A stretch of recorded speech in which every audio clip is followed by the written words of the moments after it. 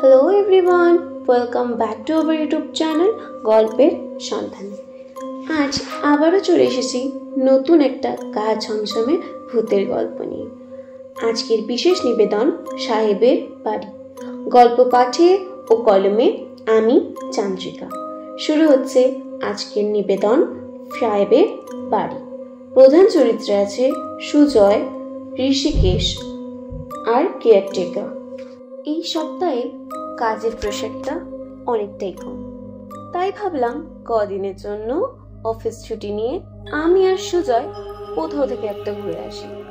আগে তো অনেক ঘুরেছি, কিন্তু এখন সেই তুলনায় কোথাও যাওয়া হয় না বললেই চলে।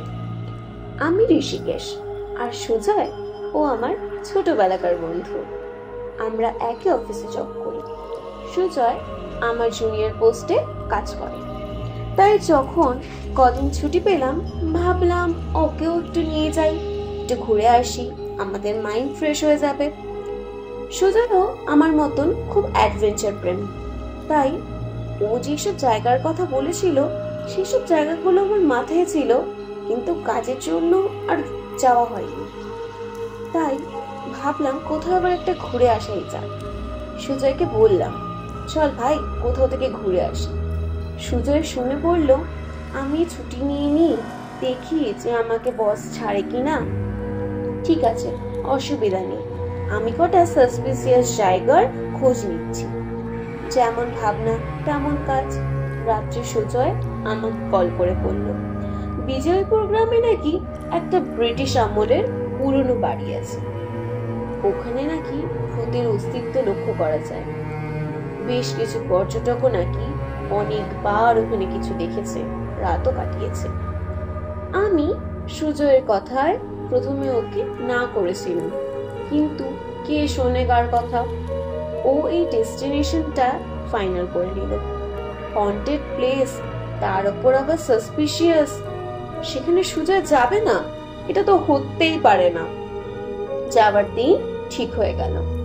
সুজয়ের এক অতি পরিচিত মণিকান্ত কাকার থেকে ওই গ্রামের ঠিকানা জুটিয়েছিল। ওই কাকা তবে ওকে ওখানে যাওয়ার জন্য খুব যে উদ্যত করেছিল সেরকমটা নয়, ওকে যেতে এক প্রকার নাই করেছিল, সাবধান বার্তাও দিয়েছিল, কিন্তু কে শোনে কার কথা। ও যখন একবার মনে করেছে যাবে তো ও তো যাবেই সেখানে। যাই হোক, একটা রাত সম্পূর্ণ ট্রেনে কাটিয়ে দিলাম। পরের দিন সন্ধ্যে 6টাতে স্টেশনে নামলাম। স্টেশনে নেমে দেখলাম সন্ধ্যে 6টাতেও স্টেশনটা বড় খা খা করছে।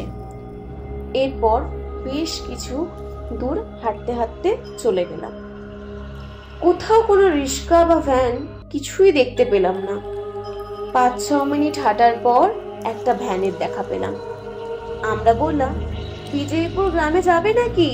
ওই ফিরিঙ্গি বাড়িতে যাবে? এই নামটা শুনে লোকটার চোখ মুখ কেমন যেন পরিবর্তন হয়ে গেল।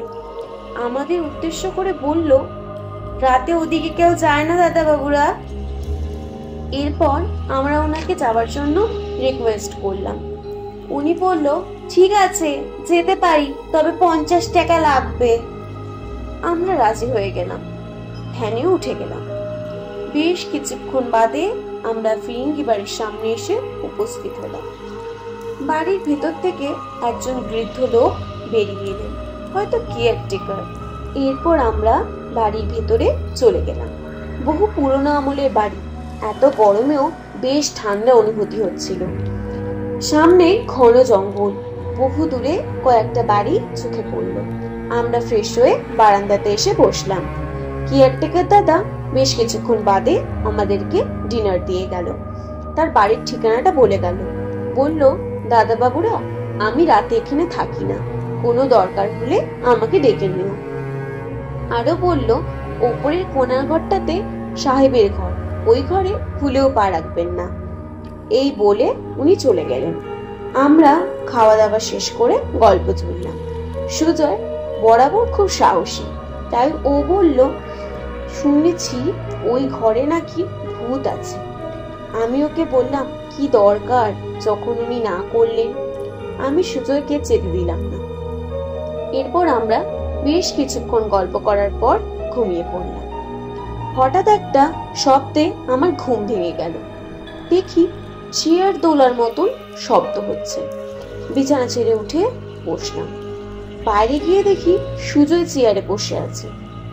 ওকে ডাকলাম, ও কিরকম যেন অদ্ভুত আচরণ করছে। আমি বেশ ভয় পেয়ে গেলাম। বেশ কয়েক মিনিট বাদে সুজয় অট্টহাসি জুড়ে দিল। ও বলল, কিরে, কেমন ভয় দেখালাম আমি? আমি বললাম, এত রাতে এইরকম কেউ করে? এরকম ঠাট্টা তামাশা করার সময় এটা? সুজয় বলল, আরে আরে রাগ করিস না ভাই, একটু মজাই তো করছিলাম। এই শোন না, একটা জিনিস দেখবি? এই বলে ও ফিরিঙ্গি সাহেবের ঘরের দিকে আমাকে টেনে নিয়ে গেল। ঘরে গিয়ে ও বলল, ফিরিঙ্গি সাহেবের ছবি, এই দেখ। এরপর আলমারি খুলে তার কোট, টুপি ও একটা লাঠি বের করে কিছুক্ষণ সাহেবের মতন অ্যাক্টিং করলো। এরপর হাসাহাসি শুরু করলাম আমরা। ও বলল, এটা নাকি বেকার কথা, এখানে নাকি কোনো ভূত ফুতি নেই, কিছু নাকি দেখাই যায় না। এইভাবে বেশ কিছুক্ষণ ছিলাম ওই ঘরটাতে। হঠাৎ একটা কিছু পড়ার শব্দে আমরা দৌড়ে ঘরের বাইরে চলে এলাম। আমরা বিড়াল মনে করেছিলাম প্রথমে, তারপর দেখলাম না, কি যেন একটা ছায়া মূর্তি চলে গেল। সুজয় বলল, দাঁড়া তো, আমি একটু দেখে আসি। এরপর সুজয় সেই ছায়ার পাশে ছুট লাগালো। হঠাৎ একটা প্রবল চিৎকার আমার কানে ভেসে এলো, ঋষি, ঋষি, বাঁচা আমাকে, বাঁচা ভাই। আমি সেই চিৎকার অনুসরণ করে ছুটলাম। ওখানে গিয়ে যা দেখলাম, তাতে করে আমার পায়ের তলায় মাটি সরে গেল। দেখলাম সুজয়কে জ্যান্ত চিবিয়ে খাচ্ছে একটা অদ্ভুত ছায়া মূর্তি। অর্ধনগ্ন তার দেহ, কিংভূত কিমাকার দেখতে। সুজয়ের ওপর উবু হয়ে বসে ওর বুকটা চিড়ে খাচ্ছে। চারিদিকে রক্ত ছিটকে পড়ছে। আমি ভয়ে কাঁপতে থাকলাম। দেখলাম কতগুলো অর্ধনগ্ন মহিলা, যাদের হয়তো বাস্তবে কোনো মিল নেই, কোনো অস্তিত্ব নেই, তাদের চোখ মুখ দিয়ে কেমন যেন রক্ত ঝরে পড়ছে। তারা আমার দিকে ধেয়ে আসছে। নিজের প্রাণ বাঁচানোর জন্য আমি প্রাণপণে দৌড়াতে শুরু করলাম। এক ছুটে সোজা কেয়ারটেকার দাদার বাড়িতে গিয়ে আমি জ্ঞান হই। পরের দিন যখন জ্ঞান আসে, তখন আগের দিনের রাতের ঘটনা মনে পড়ে আমার চোখ ফেটে জল চলে আসে, গায়ে কাটা দেয়। প্রিয় বন্ধুর মৃত্যু নিজের চোখের সামনে আমাকে দেখতে হলো, যে আমার প্রাণের চেয়েও প্রিয়। আমার কোনো কিছু করার ছিল না। কেয়ারটেকার দাদা যখন আমাকে আগের দিনের রাতের ঘটনার কথা বলল, তখন সে বলল যে এই ফিরিঙ্গি নাকি খুব অত্যাচারী ছিল। অনেক মেয়ে বউকে ভোগ করে জীবন্ত ওই জঙ্গলে পুড়িয়ে মেরেছে। ওদের আত্মা নাকি এখনো ঘোরে প্রতিশোধের জন্য। কেউ যদি ওই ফিরিঙ্গির জিনিস ব্যবহার করে, তাহলে ওরা মনে করে যে ফিরিঙ্গি ফিরে এসেছে, তাই তাকে ওরা প্রতিশোধের আগুনে জ্বালিয়ে মারতে চায়। আমি সব শুনে শোকস্তব্ধ হয়ে গেলাম। সেই দিন কলকাতার উদ্দেশ্যে চলে এলাম। এসে সুজয়ের ওই পরিচিত কাকার সাথে যোগাযোগ করলাম, বললাম এই মর্মান্তিক ঘটনার কথা। উনি বললেন যে আমি সুজয়কে সবটাই আগে জানিয়েছিলাম, কিন্তু সুজয় হয়তো বিশ্বাস করেনি, নিজে যাচাই করতে চেয়েছিল, তাই হয়তো আজও এই পরিণতি। আজ এখানেই শেষ হলো আমাদের বিশেষ নিবেদন সাহেবের বাড়ি।